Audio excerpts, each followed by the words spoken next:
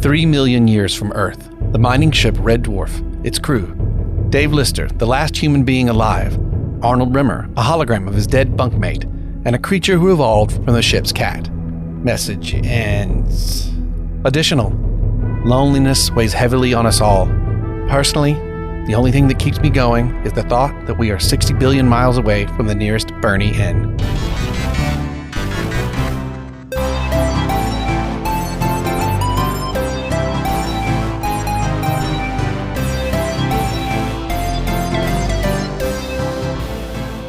What's up, Smegheads, and welcome to Series 2, Episode 2 of Thanks for the Memory, a Red Dwarf podcast where we rewatch every episode of the BBC comedy show Red Dwarf and discuss them. I am Blake, and as always, here with me is Lee. Hello! I can't believe we're 8 episodes into this already. I know. And I love that we kept talking about, no, we should do a show of something, and then you threw this out, and we kind of pounced on this pretty quick to do the Red Dwarf. So I'm going to get straight into this. Blake, are you aware of the Bernie Inn? If you're a new time listener, obviously I'm not from across the pond. I'm over here in the US of A. So we like to see what things Blake probably didn't understand culturally from episode to episode. And I will say the first thing I wrote down in my notes was, what is a Bernie Inn? Right. So as someone who grew up in the UK, I did not know what a Bernie Inn was. I had to do some research. I feel better now. So it turns out that a Bernie Inn was a steakhouse chain established in the 1955 in the UK. And the last one apparently closed. It was taken over by Whitbread in 1995 and become, for anyone in the UK knows, Beefeater pubs. It became then. But apparently it was... I'm trying to remember now because I did this research before I wrote my notes down. It was the biggest chain restaurant biggest steak chain restaurant outside of the US. What, was it famous for bad food or something? I've never heard of it. So Tracy and I, that's my wife for those listening, went to dinner with her dad and his girlfriend a couple of weeks ago. And we asked him, have you heard of a Bernie Inn? And he was like, oh yeah, we used to have one local. I'd never heard of it. And like even to the fact that in 1995 they were still around, but yet never heard of a Bernie Inn before.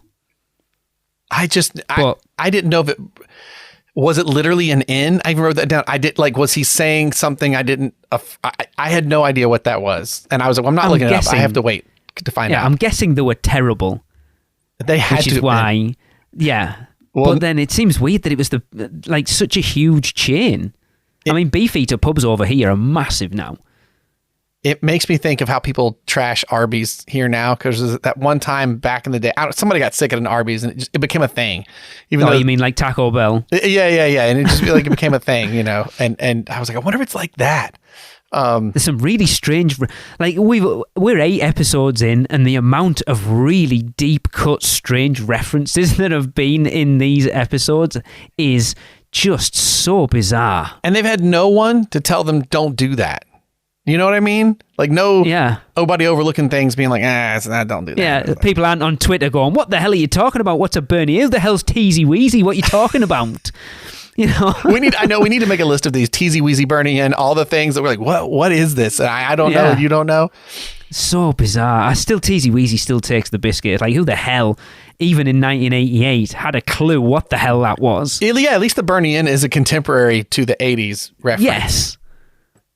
Very bizarre. Which is funny because that's one of the things I wrote too, is in this things I like in this episode. I love Holly's constant commentary on what is actually contemporary England 1988. There's always some I don't know which, that one wasn't for the Bernie Inn, it was something else he said, but I just was like, God, he's always like, I just love that. Like, we're supposed to be 3 million years in the future, and yet we're still going to reference 3 million years ago. Yeah, absolutely. So yeah, as we said, the episode we're talking about today is the second episode of Series 2. It is episode 2, and it is Better Than Life, which originally aired in the UK on September the 13th, 1988. And for those that don't know, which you should have watched it by now, because if not, you're going to get some spoilers. A postpod carrying a 3 million-year-old bag of mail arrives, and Rimmer becomes depressed when he learns his father is dead. The crew play an artificial game called Better Than Life, which makes the players' wishes come true, but Rimmer's brain begins to rebel. It's so interesting that even though this episode is 36 years old, that virtual reality thing was still such a huge thing back then. Yeah, and yet you look where we're at now. You're not that far from Lawnmower Man, right? Film? Yeah. Isn't that far from when this would have come out and everything? So, that's true. Yeah, the idea, the promise of that we're still being promised is somehow close to here, but not quite. The graphics are better, but we're still not. Yeah, we're still not quite there. It's funny because I've just finished reading Ready Player 2. Oh, I don't know whether you've read it. I've not read the second one. No. So it's very much about this type of like a synaptic implant that makes you smell, taste, feel as if you are actually in the Oasis rather than the first one just being like an avatar in the Oasis. So it's funny that 36 years removed, it's still such a huge thing in popular culture. In the book, do they attach diodes to a bike helmet and put it on their head? Is that how No, they don't. I love that. I love the glorious old school Doctor Who cheapness of Red Dwarf. Like it's firmly planted in that world. You got things like the actual ship itself that always looks great in every opening. You know, they saved. It does, yes. Yeah, that didn't change. Speaking of, I was going to bring that up in the previous episode, but that's exactly still the same as it was in the first season, right? Nothing changed. Nope. Looked clearer to me. I don't know if I'm just imagining things, but it looked clear to me. I noticed the bad job Lister doing outside a bit better with the paint like dribbling down the Red Dwarf, but. I love. There's a weird transition on that intro as well. Does anybody notice? Because obviously it's focused on the guy painting. When it pulls out, there's like a weird fuzzy transition. Well, I guess that's going to be from the plate of that they filmed of the performer plating into the model that was filmed as they go back. And it stands out.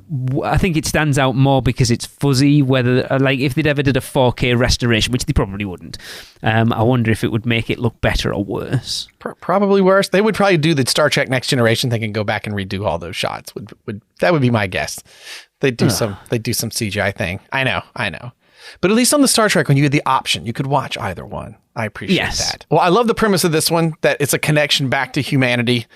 That they get this 3 million year old pod, and I absolutely love the gag with Lister like looking at the different letters and just the slow burn of mine. What? Outland Revenue, and which I assume is like our IRS. Is that a similar tax? So this is. I'm so glad you asked, because I put this right. So your tax is ours. What's yours called again? The my IRS, brain's not working. Internal Revenue Service. Yeah. So ours is Inland Revenue. So Outland Revenue would have been for outer space, I guess. Yes, that's the way I looked. I love that reference that they changed it from Inland Revenue to Outland Revenue. I was like, that is so clever. That's brilliant. Well, obviously, I would never have known that. That's awesome. Yeah, I'd put it in my notes, so it was going to come up regardless. But yeah, I'm glad you brought it up. I just love that gag though. Like $8,000. Haha, you owe them. It's not mine. It's yours. That is such a Lister like delivery, and we do get the feeling, and as this show does, we have had a couple of episodes that felt like they very much were the next day, and this one is a more like, who knows how much time has passed since the Crichton thing. Yeah. Like, like they're hanging out bored, and then this happens, but when they go through things I wrote down that I went, this is, just for our love of horror, we have to bring this up. Was it Friday the 13th? The 1,798, whatever episode, whatever. And I think if they did that joke now, it would be Halloween. Yeah, it's true. Because 88 too. That'd have been like the height of the sequels for Friday the 13th, without a doubt. Yeah. I love how the future technology of video cassettes is a triangular video cassette. Yes. triangular video cassette. Although the video games are circular when they find they get it was on a disc. And again, my memory, these shows, they end up, so much more happens because of the 30-minute runtime. My memory of this episode was the game Better Than Life. But gosh, that's not that much of the actual episode. I thought exactly the same. Yeah. I mean, how many times have we said this so far where we've talked about what the actual episode is about? It doesn't take up much of the actual episode. No. They talk about finding the immersive, what do they call them? Oh gosh, I'm forgetting the name of the game. But it's like a total immersive game. These types of games where you plug them into your brain and you feel like you're there and play these games. And they just find a stack of them. They don't even reference Better Than Life. In fact, there is no reference to maybe what the particular titles of the games they have available. Lister's much more excited because he finds the season of the Zero-G football that he can go watch. Yeah. And then, of course... sorry, just to jump in, it's like, it's all junk mail yours, you'll just go for anything. It's like, please rush me my portable walrus cleaning kit. Yes, I am over 18, but my IQ isn't. The rumored insults just continue to get better and better. You start to wonder, like, how many of them are written and how many is Chris Berry starting to come up with or throw in there. My favorite bit of this opening thing of going through the mail, though, may be Holly's message from the other computer that he says is so much smarter than him, Gordon. All right, Holly. Hello, all. Yeah. Absolutely brilliant. And he's like, how'd you turn this off then? Just like your grandma left you a video message or whatever. Like, yeah, like, or what do they call it? The boomer pause or millennial pause, whatever, on social media when someone starts recording and they wait a second and then they start talking or whatever. Like, yeah. So it's a TIV, a total immersion video game. There we go. Total immersion video game.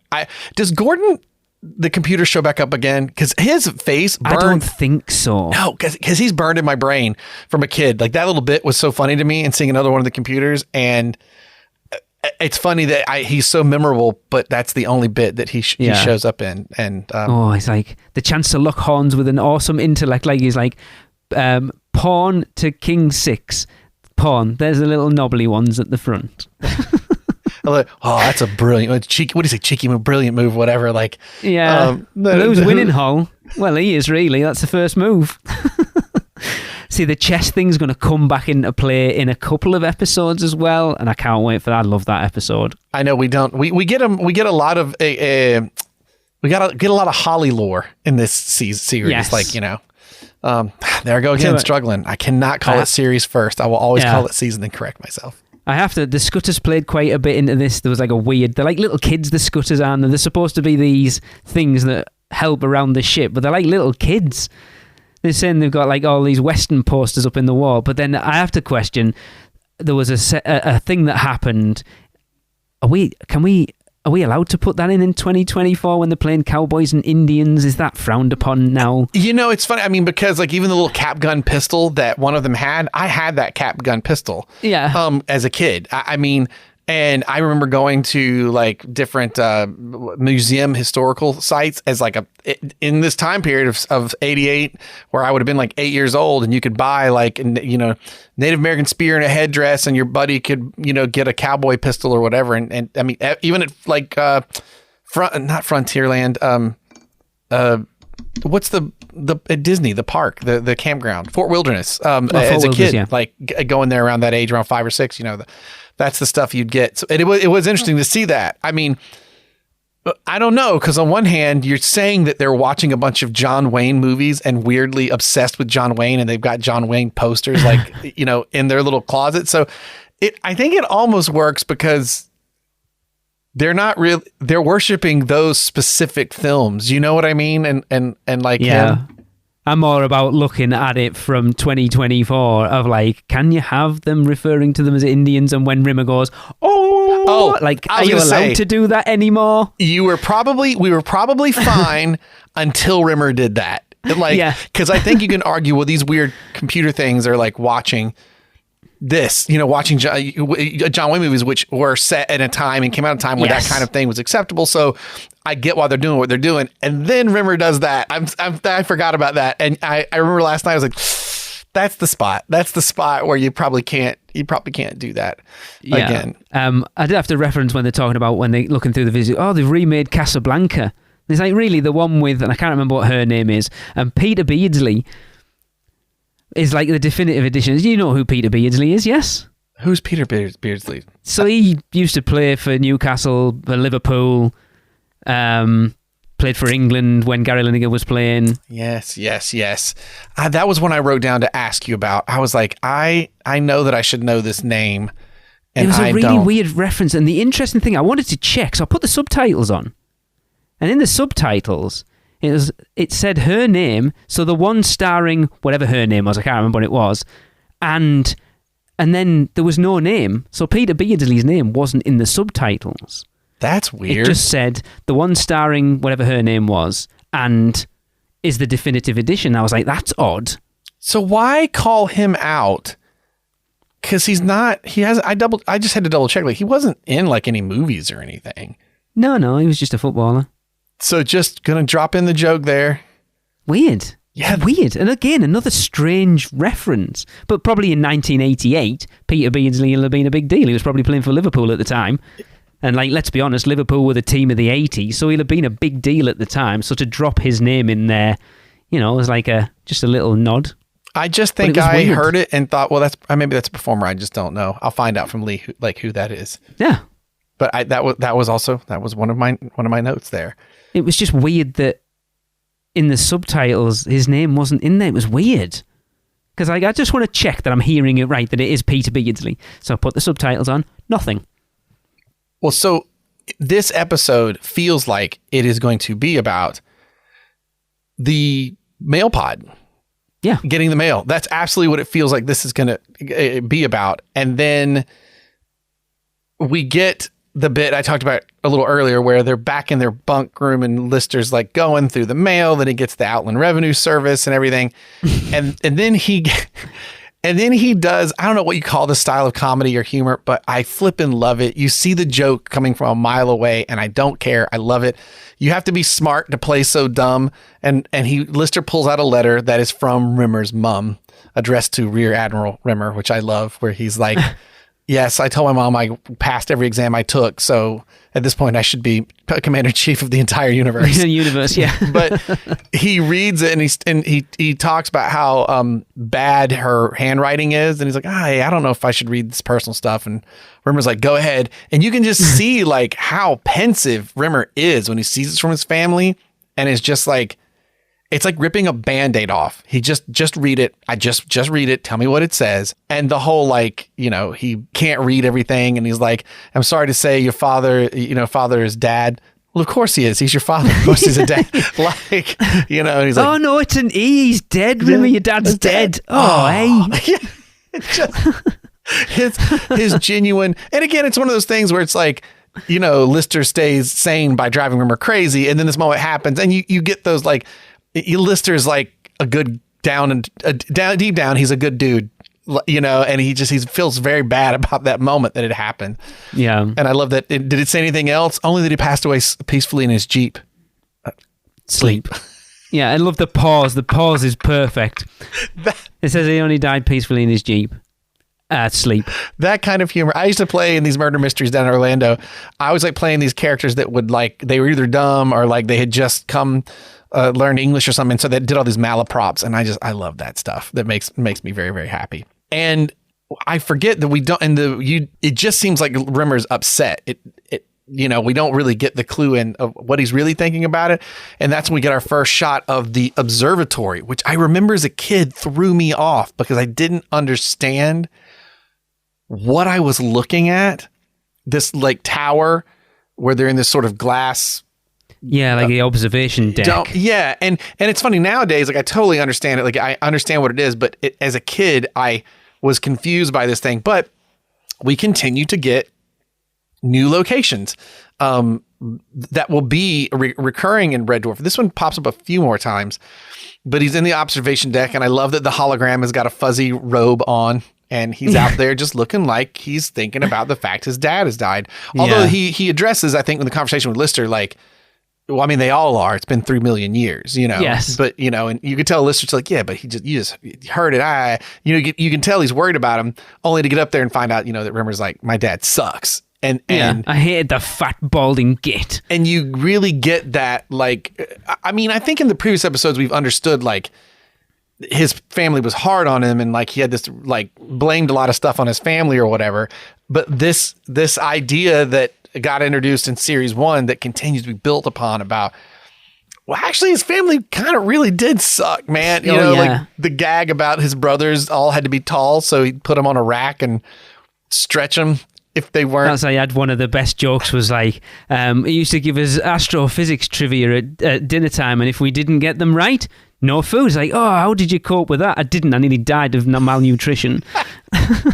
And so the idea that his brothers did better than him and his dad, like, all he wanted to hear him say was, I'm proud of you for literally anything. Like he didn't care or whatever. And then, I mean, I guess it's the very next scene, right? Where they're like, hey, we're going to go do, oh no, God, wait. Another one of my favorite I know jokes. exactly what you're going to say. The cat, when the cat comes up. Yes. Oh my gosh. Well, there's two. I thought of you. There's a first one Lister does that I think works because he does deliver it earnestly. Like I'm almost like, man, I should have used that as a monologue for some of the comedy auditions and stuff I did when I was like working as an actor. But I love the whole thing talking about, he goes, I remember how things were when my dad died, and he's trying to like connect with Rimmer. And he's like, he said, went to the same place that my goldfish died. I thought they'd flushed him down the bog. He delivers it so earnestly. And he's like, they caught me like chefs, talking to him, giving him the football scores and shoving like. That's the best one. They took me to a child psychologist in the end. They found me with my head down the bog, reading him the football results. Like absolutely brilliant. But again, to go back to our very first episode we recorded, he delivers in such an earnest way that's like, really, it's sad. And that is the Red Dwarf thing, is this just really prevalent coreness of sad, like the being alone, maybe being the last human, you're like, no chance to propagate and make any more humans. Your best friend is not really your best friend. He just keeps you insane because he makes you crazy, or keeps you sane because he drives you crazy. Like it's all so sad. And even Lister, who is a happier guy, and Rimmer's like, at times almost annoyed that Lister can be so like kind of well adjusted, but he's not. I mean, like he talks about like, the things that he's dealt with too. And I just forget how much Red Dwarf really does plant its foot in this reality of like, this sucks. And it's that's to me a very Douglas Adams thing. A lot of people say his comedy was very like nihilistic, and then you got Rimmer in a bathrobe here. I didn't think about that, but very Arthur Dent of him. Ah, yes. But there's so many references to the Hitchhiker's Guide to the Galaxy in this. And they're in such a way that like, I don't even know if they're intentional or just Douglas Adams' work. When it comes to doing anything funny remotely in outer space, it's just there. It's in the back of your head. I don't think you can escape it, But it is. Like Lister's story is sad too. And even the whole, you're like, that's funny. But you're like, oh, you picture this like, he said he was 8 or this little kid doing that, and like talking to his dad through the toilet. You're like, damn, that's sad actually, But it's why that moment works, which completely gets destroyed by Cat coming up, going, my stomach's been pumped because earlier, the beginning of the episode, we find out Lister or Rimmer had tried to cook and everybody got sick from it. That's right, yes.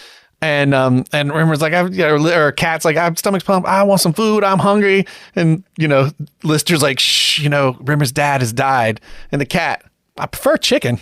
Like, I instantly thought of you when that joke came up because I was like, yep. Oh my God. So good.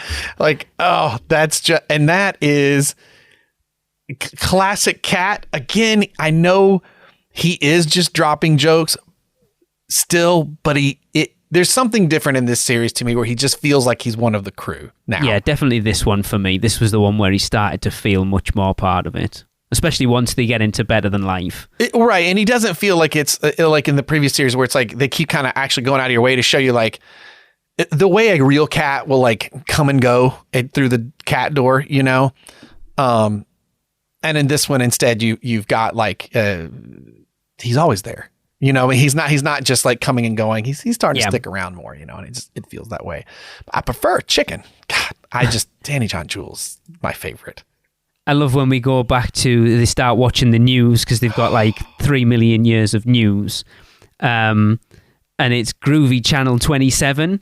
So it's like, it goes back to episode 1 or 2 when it's like, oh, you know, what holograms ever made anything? It's like, oh, well, the newsreader on Channel 27's funky, groovy Channel 27. And then you finally get to see the hologram newsreader on groovy Channel 27. I had totally forgot that was it's a reference to itself. It's on the show itself. I totally forgot about that from the first episode.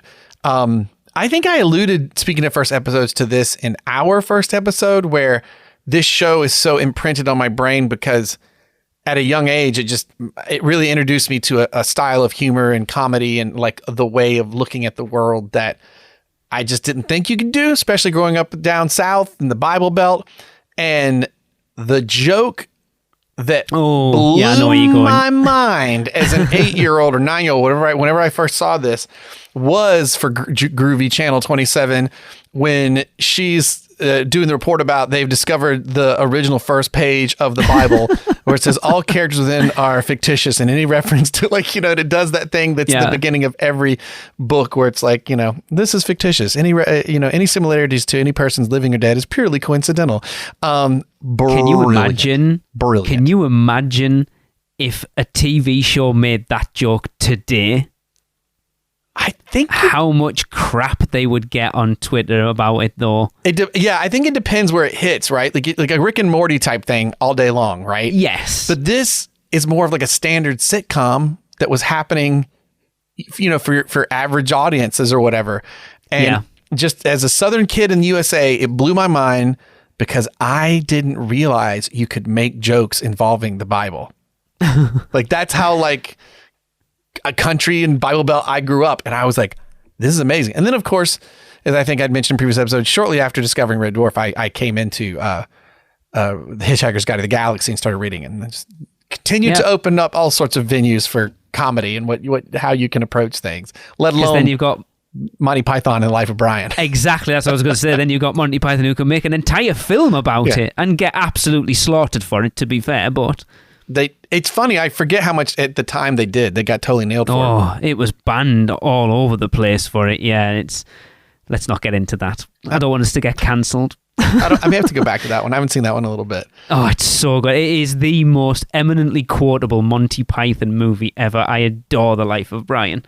But when I saw, you know, the first 2 episodes of this series and was like, oh man, these are both great. We get to see Crichton in Better Than Life. And like we've mentioned in other ones, you know, these episodes have so much going on in them, which I kind of want to tell modern TV to learn something and get more happening in your individual episodes.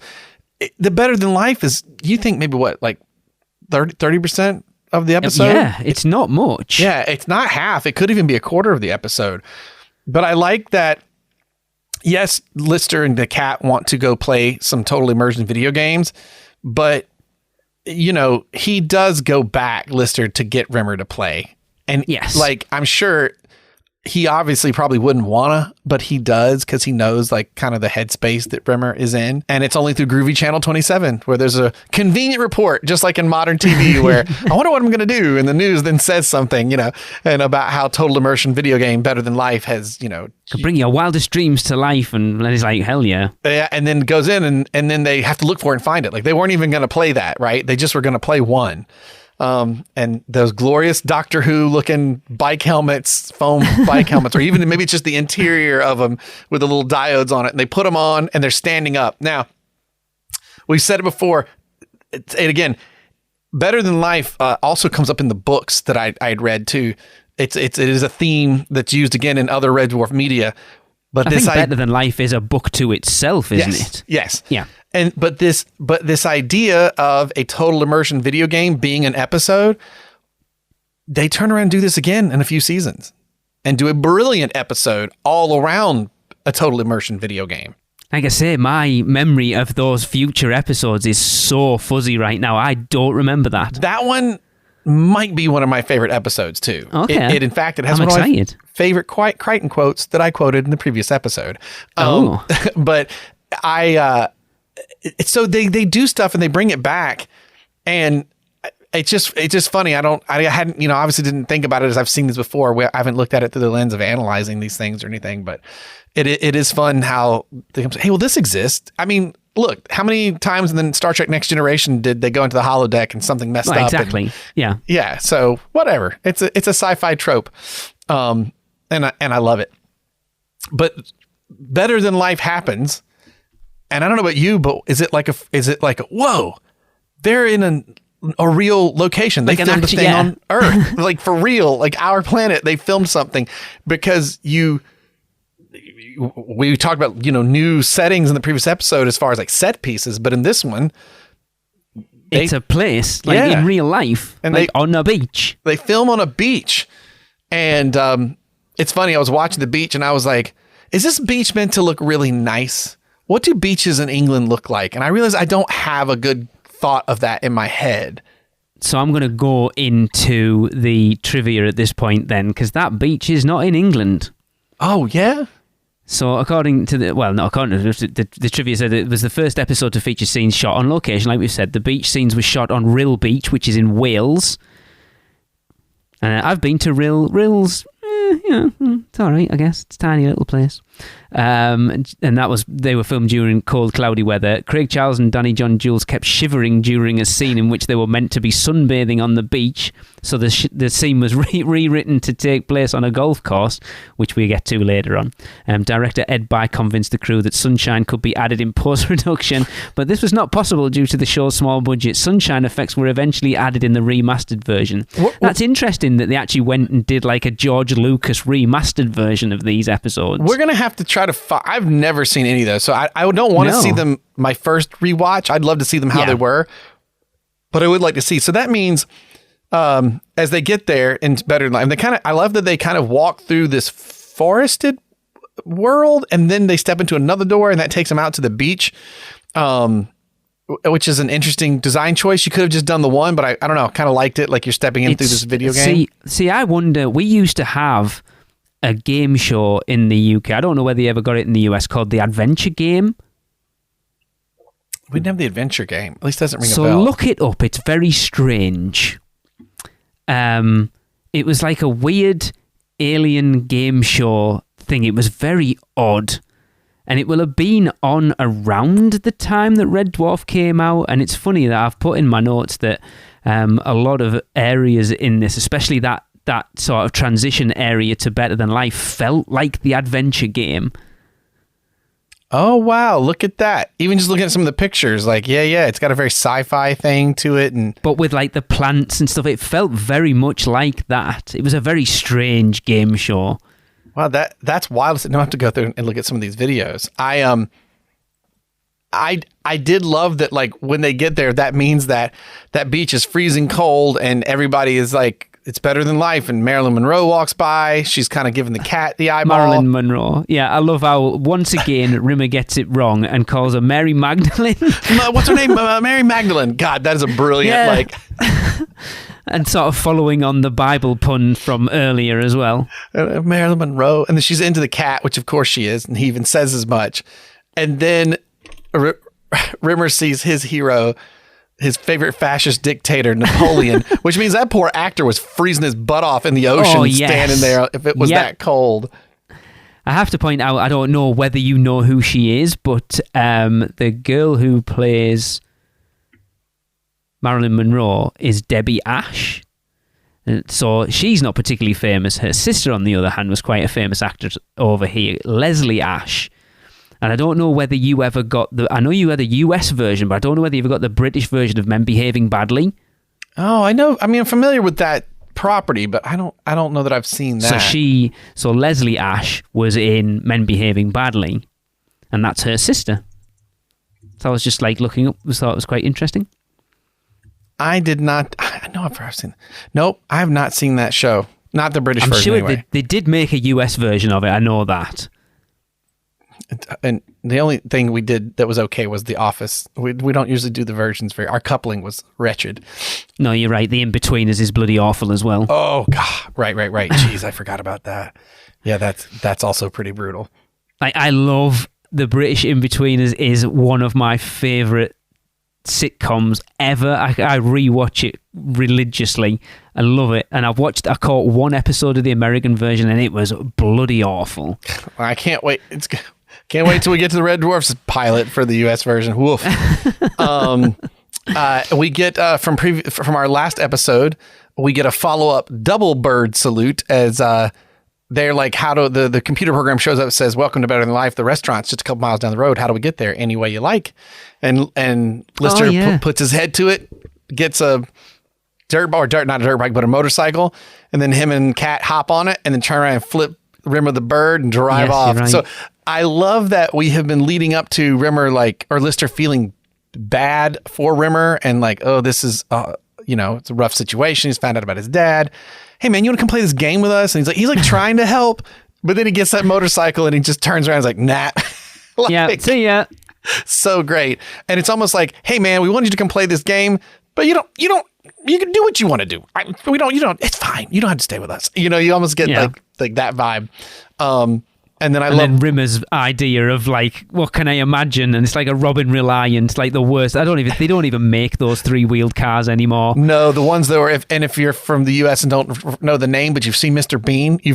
Bean drive one, because that's like. Or did you guys get Only Fools and Horses? No. I don't think so. Oh my God. You want to talk about staple British comedy series? Only Fools and Horses with David Jason was like, it ran for like 20 years. It is the quintessential British sitcom. It's amazing. If you get the chance to watch Only Fools and Horses, watch it. It is amazing. And it had the three-wheeled cars? Yes, that was their car. Those were never safe, right? I mean, he just tips over. Okay, can't possibly be. Yeah, but no, they made them. They were terrible. That is insane to me.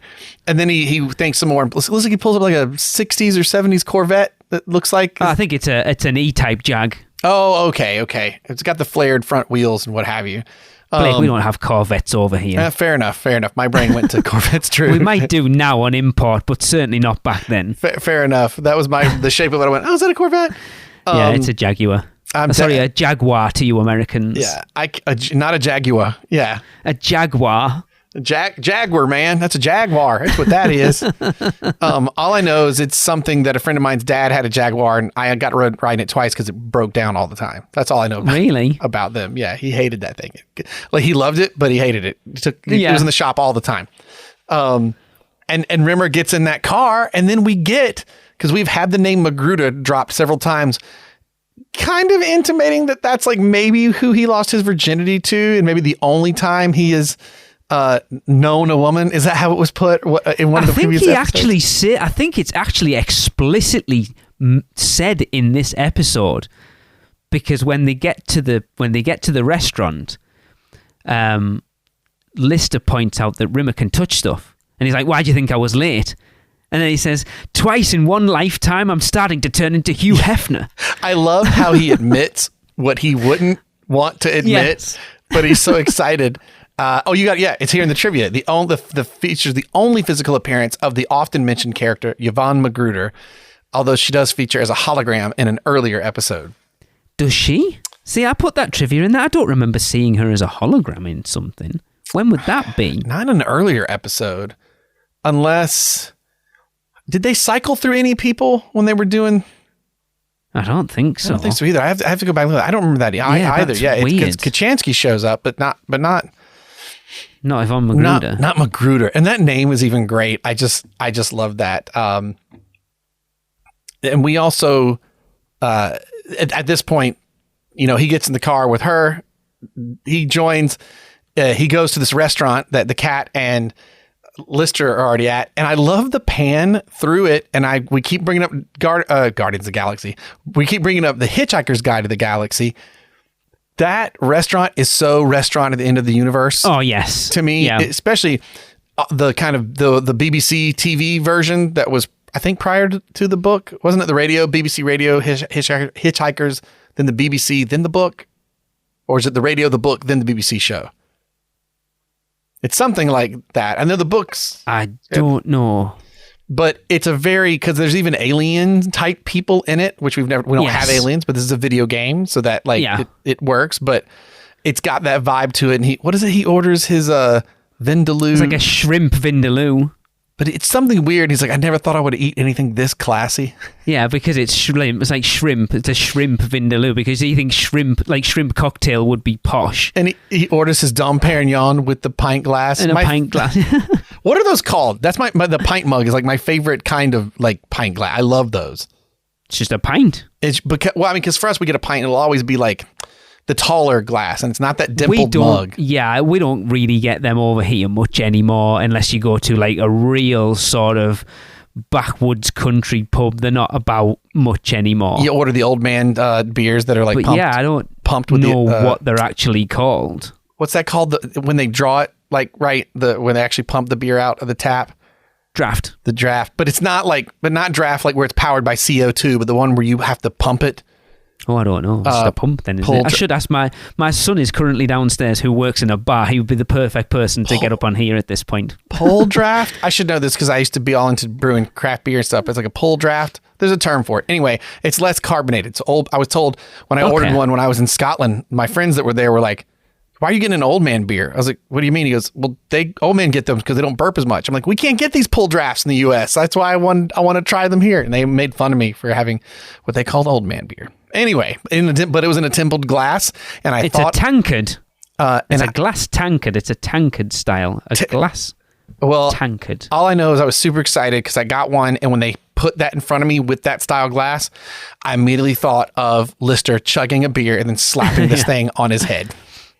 And you get your favorite cat song as well. I'm gonna eat you, little fishy. I'm gonna eat you, little fishy. I'm gonna eat you, little fishy, because I like eating fish. You get the whole song this time. It might be one of the few times you get the whole thing since it first popped out. Again, he's just cracking jokes, but he's just one of the boys now. Like it's such a different vibe. I think that's the thing, isn't it? You start to see that transition because Lister could have gone with Rimmer and he doesn't. He goes with Cat. So it's like them pairing off. So for me, that's the point that he becomes part of the team because Lister, even though he'd probably rather hang out with the Cat than Rimmer a lot of the time, that they are properly hanging out at that point and waiting for Rimmer to catch up later. I mean, Marilyn Monroe wants to hang out with Cat, and he's like, nah, I'm hanging with Lister. Buzz off. Exactly. You know? Yeah. Follows him to go play golf. I love that he's got the proper golf attire. You think a Cat's never played golf? And then he, with his... Yeah, let me plant my egg. I love how he says that. Let me plant my egg. And then with his dancer background that Danny John Jules has as he spins around and slings that golf club out into the air. Oh God. I do have to bring up a reference for you. I don't know whether you know this. It's a bit of trivia, but it's not in the trivia. So the host, the Better Than Life host that's like introducing them to everything. That guy is called Tony Hawks. That is the guy who does the voice of the food dispenser in episode 1 or 2 with the lisp. That is him. Oh, yeah, that they're trying to repair. Okay, yes. Wow. That's him. He is so much, makes me think, he's not as smarmy, but he so much makes me think of the guy from the Restaurant at the End of the Universe from the BBC airing or the TV version of that storyline for Hitchhiker's Guide to the Galaxy. He was part of a one-hit wonder rap band in the late 80s called Morris Minor and the Majors, and they did a parody of No Sleep Till Brooklyn called No Sleep Till Bedtime. Oh my gosh, I've heard that. Yes, well he was part of that. Oh. He was part of that band. Wow, that's a great reference. Was that on the trivia? Did you have that one on the trivia? No. That's a good one. Oh my gosh. Yeah, that's a blast. I love that song. I was also 14 at the time, so yes, it was cool. Right now, it's probably terrible. Well, I love that when we get when Rimmer shows up. I love that when he shows up at the restaurant, he's got like that classic British driver outfit. You know, the scarf, the thing, and then somebody's yelling for the admiral, and he show up, and of course, you find out like that's Rimmer, and But he sets into that, doesn't he? So Rimmer sets into that role very quickly. oh yes, someone knows an admiral, like of being the big man immediately. He's not like, because he sort of, he conjures up the Robin Reliant, and it takes him a while to sort of get on top of things and get the E-type Jag. But then the fact that he falls into that role of like the big man very, very quickly. It's like, oh yes, you're an armor, we know an admiral. And when the guy comes up and it's clear he's talking about him, and then I'm not an admiral, and then whoop, the outfit appears around him, that instant like, gentlemen, and he leans over, he squeezes the cat's cheek or whatever, and is like gonna go have port and cigars with the guys. Like, he just owns it, and I love that he owns it so well. And you're like, he loves this. Well, he even says, "I love this game." And in the very next scene, he's the host of the party as this, admiral, and is like, and then I said to him. Well, actually, I can't really remember what I said, but it was the most brilliant and witting put down ever. Whatever, and everybody's awkwardly looking at each other. Yeah. Before they start laughing, and you're like, God, yeah, you just suck so much. Yeah, and then like the kid comes up, like, could you sign this book, so I'm going to be the envy of the academy. I love his like, I know it's ever such a bore, sir, but could you, like, it's just, and then of course he becomes his dad, and you're like. There's this like fake out of, some of these earnest moments, like as the dad's, I'm sorry, son, I'm sorry to, barge in with you and your what is it, your officer chummies. Yeah. What a great, but there's something I want to tell you. Yes, Dad. What is it? I just wanted to, yes, what is it? You're a total smeghead? Smeghead, yeah, because he's hoping that he's going to say, I'm proud of you, and he doesn't. And then. Like, what? The thing that probably latches in, like, yep, he's one of the dudes. This isn't my fantasy. And the cat's face coming in. No, it's mine. Yeah. See, there should have been a gazpacho reference there again. There's so many opportunities where they could have brought things back from previous episodes. There should have been a gazpacho. Because if he's at that point rebelling against the game and his brain sort of can't take him having nice things and he should be going to his worst points at that point, then gazpacho should have been part of it. It should have shown up somewhere. God, I love that delivery from the cat. Like, yeah, at that moment you're just like, yep, him and Lister best buds now. They commiserate with each other about how annoying Rimmer is. Like, absolutely flippin' delightful. And we get, the boys going back to Rimmer and going back to Lister and Cat playing golf and goofing around, and then here comes Rimmer rolling up in like is it a station wagon? What is he driving then? It's so apparently I was told this when I was watching it with Tracy, that is Tracy's dream car. It was a Morris Traveller. They've got wooden panelled sides. We had the wooden paneled side station wagon when I was a kid, but it was the faux wooden panels on the inside. Yeah. So 80s, kind of like how you're... The National Lampoon's Vacation Wagon Queen family truckster. Which was such a thing then. The Atari 2600 game system I had a fake wood panel on it, which is so weird. They're like, well, bizarre. We don't do this in Japan, but the Americans will like this. We'll slap this on there. It's so weird.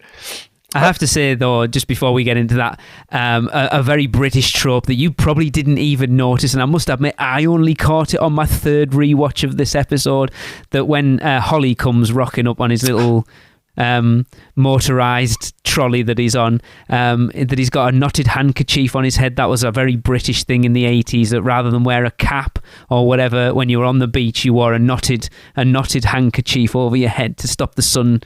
Especially for us follically challenged people, that was the sort of stereotypical thing that a man would wear on the beach at that point. And I love that Holly's got one on top of his TV. I forgot he has a little TV that rolls up. Looks like something the teacher would have rolled in to watch, like when a substitute was in or something. But what's happening, dudes? Like, just it's so good. And he's a lot in the beginning of the episode, but you don't get a lot of Holly and until this moment. But when Rimmer rolls up in that vehicle with all the kids and, what has happened? Well, it turns out, Magruder, she got pregnant, and then this afternoon we had 7 kids or whatever it is. She made me marry her and we had 7 kids. Yeah, and it's like your fantasy was that you gave yourself a family and a mortgage. And I love how the next shot immediately, he looks rougher. His beard is starting to grow in. His teeth are starting to black out. Yeah, the wine in the paper bag. Yeah, I can't help myself. He starts drinking it. Then the Outland Revenue Service guy comes out, and you pointed this out. We get our first Arnold Judas Rimmer, and we find out what the J stands for. Interesting why his dad would call him Judas. Arnold Judas Rimmer. And that guy playing the revenue collector is great. I mean, yeah. The whole I am instructed if you cannot request payment, I can break both your legs or whatever. Like he sounds like somebody have a Guy pull Ritchie. Your thumbs out. Yeah. Yeah. It sounds like something from American Werewolf in London from The Slaughtered Lamb. Yes. Yeah. Exactly. And that whole thing of just pulling the curtain back onto what did I put for my standout character was Rimmer. We have cracked into his inner mind and it is gloriously smegged up. He is so broken and he is so messed up. And while we get the idea that that's the case, this one just lays bare like absolutely, literally could wish for anything to be perfect while playing this game, but he cannot help but sabotage himself. Yes. And every single person around him. As Lister's like, I'll pay for it. Where's my money gone? I wished it away. And yeah, like even to the point when they're all buried. Even Holly's buried as well with jam on his face. It's hilarious. And I love the cat saying, don't look down now, but there's a big furry spider climbing up your shorts. I know, I just put him there. And I feel like, isn't that a joke that shows up again later? I don't know how well you heard the subsequent seasons, but not at all. There is a tarantula thing up the shorts bit that definitely comes again later. Like I say, my memory's shocking nowadays. I don't remember anything that happened last week, let alone 20 years ago when I last rewatched this. But this episode, of all of them, is this the best put together for literally continually setting up this punchline? Like, everything in this episode leads to this moment of Rimmer sabotaging every glorious thing. Like, yes. You know, whereas we talked about last season, especially like there were parts you could pull out from the cat or this or that, and it wouldn't matter. You could rearrange them from other episodes because it didn't really affect the core. But this particular episode is, you know, if you were taking script writing school, they would say, hey, A+, everything you started with and did continued to lead to this moment. And it's very tight and it makes the payoff all the better, you know, and then there's your like, I mean, I'd say the final punchline is almost them with their head in the sands covered in jam about to be eaten by the ants, because that's kind of your climax, and it's like a fake ending as they go back in, and then they get the letter that, oh, wait a minute, there's another letter from the pod that came in after they've all yanked all their diodes off their head, and they're like, you know, you're the worst, Rimmer, like you ruin everything. And then and you know, from their point of view, they're like, look, we were trying to help you out and you just screwed up something that literally lets you wish for anything. And he's like, they get that letter that says, we regret to inform you that you actually did pass the class and you should be promoted, you know, for Rimmer. And I just love that as soon as that hits, you know, like, yeah, this is like something's going on. Yeah, and then the dude pops out of the closet and from the Outland Revenue Service, and like, we're still in the game. He just slams him on the table, spreads his hand out, and is like, give me those little fingers. And they actually, like, I don't know what that mallet's made out of, but boy, that freeze frame really does stop with that thing being on his hand at the end. And I think that episode is so good. We've had punchlines like it's a garbage pod, a Smegging garbage pod. Love that punchline. But the entire episode doesn't lead up to it because you're also dealing with the waiting for God stuff with the cat, right? And this one is very much, that's what this is about. And while the Better Than Life game may not only be like a part of the episode, the entire episode is about this male pod connecting back to Earth. Then we find out about Rimmer's parents, and then we've, you know, everything stacks and leads to it. And plus the game, plus the Outland Revenue thing, it all builds to this point. Yeah, and it's, I think, my memory's a little foggy on the rest of the season. I can't wait to keep watching. I feel like this is a turning point for the show, and from a writing perspective, and that it continues to be a much tighter situation where I wonder if we're going to find ourselves saying as much, oh man, I forgot how much happens in this show that there's like 2 or 3 kind of plots going on. I think it's going to start... Rather than it being a connective plot all the way through, which is what you're saying this one is. It feels like it's a natural progression from start to finish rather than being 2 or 3 sort of plot lines mashed in together. Yeah, there's no fat. If you cut something out, you'd be missing something. Yes. Something wouldn't work, you know? Yeah, absolutely. Whereas, I mean, look, I'm gonna spoilers now. Next episode, my favorite episode of all time. Oh, yeah. Of all time. I love it so much. That's why I've said before, that's why this podcast is named the name it is, because I love it. Well, I just hope, because I haven't watched it for a long time, I just hope it lives up to my memory of it. I can't wait to watch this, particularly because it's the name of our show. And so I'm super, super stoked to watch the next one. Should that get us our... Should we get to our rating then? One little bit of trivia I want to jump in there that was in there, and it's very interesting actually, and it's because it says, surprisingly, given the subplot of Series 1, Lister's part of the fantasy does not appear to include Christine Kochanski, and considering the game is supposed to bring like all your dreams to fruition, it was interesting that Kochanski doesn't play a part in it. I wonder if that's because they couldn't get her back. Well, but also like... Cat gets like Marilyn Monroe, and I forgot about his joke with and his mermaid girlfriend. Like, yes. Oh, somehow I thought she'd be a lady on top and a mermaid on the bottom. Why? Like, That's where's the stupid fun way. in that? Yeah. Like and I think those moments of him owning like the joke and doing the thing is what does make him part of the crew now. Yeah, I thought the cat was my standout character in this episode. Well, and that joke in particular is between Cat and Holly, right? Who we just said Holly feels now like part of the crew.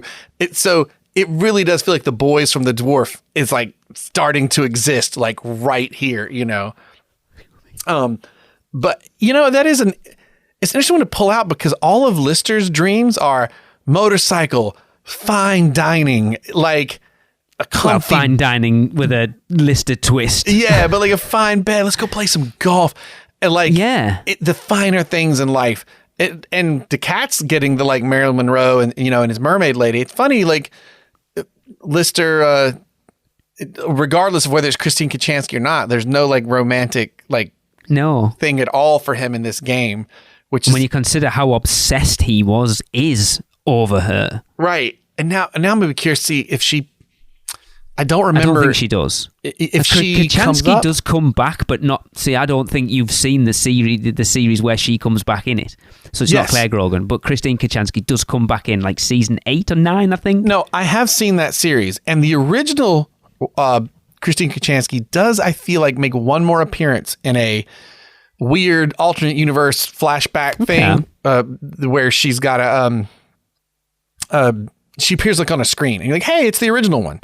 Okay, interesting. She does have one more appearance. But I just mean, does she come back up? Because even when Christine Kochanski isn't in the show, literally, the idea of her is so much in the show. And I can't remember if she pops back up as a concept in this season or not. Interesting.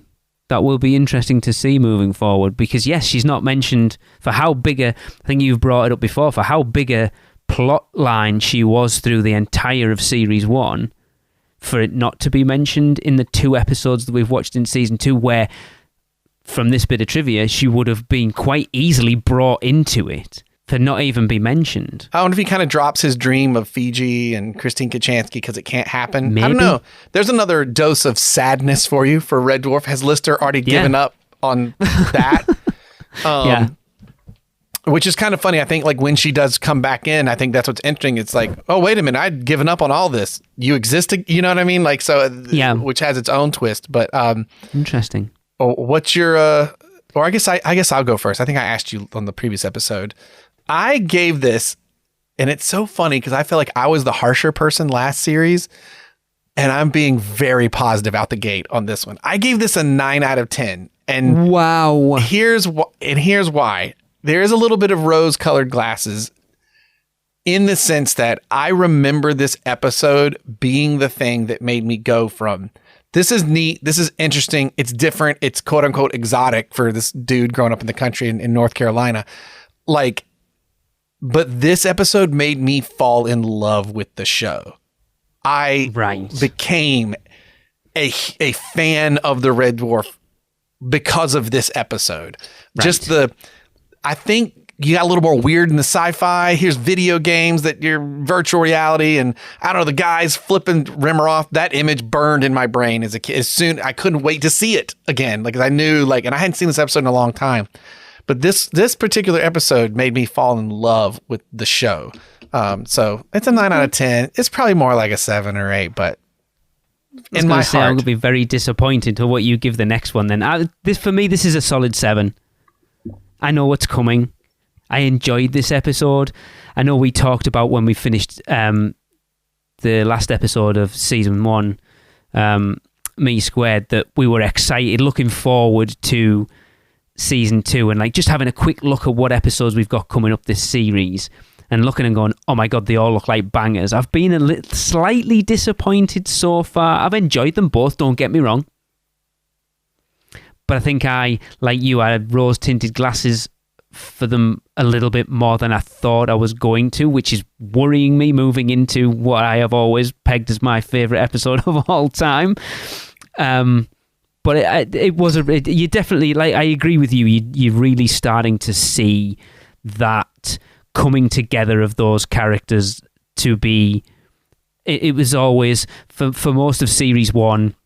It's Rimmer and Lister with Holly popping in every now and again and Kat popping in every now and again. You can start to see the foundations being built of the 4 of them being together as a thing rather than a 2 together and then separate things popping in and out. You definitely start to see the foundations of that coming up. So yeah, I'm going to give it a 7. Well, and I'm curious moving forward because for me, I look at the next episodes and I am very shaky on the memory of this next episode that we're named after, with the exception of the sandwich. I remember the sandwich, but I'm very shaky on the memory of that one. The rest of the episodes, though, I'm like, oh, I know the punchline, like the big kind of punchline at the end or whatever for this or that, especially one that involves Holly. Yeah. And I know that they're good, and I like those punchlines, but season 2, after these first 2 episodes, are very thin in my memory for me. Okay, so well, that's good. Yeah, I don't think that's necessarily a bad thing though, because you're obviously, I'm expecting you'll do for the next 4 episodes what I'll probably do once we get into series 3, because it's been that long. If you ask me specific points of them, I probably couldn't tell you. Once I start watching them, those memories will probably come flooding back, and I'm expecting you to do the same when we get into these next 4 episodes of this. That it's been that long, but as soon as it starts, you'll be like, oh my God, yeah, I've forgotten about that, and then it'll start to kind of build up in your head again of those memories of rewatching it whenever the last time it was that you rewatched it. Yeah, I mean, that's what's been fun about this for me. I totally forgot that the last episode of series 1 was about 2 Rimmers. Completely forgot about that. I don't know. I know that when I start watching the next episode, I will go, oh, okay, yeah, like you said. Yeah. But right now, I haven't looked it up intentionally. I remember the sandwich. That's the thing I remember, but I don't know what that episode's about. So I can't wait to watch it. Really? Wow. See, this, like I say, it's the one I have ingrained in my memory. It's the one, barring the actual beats, I could tell you the plot line pretty succinctly right now. I'm not going to, because, It would be...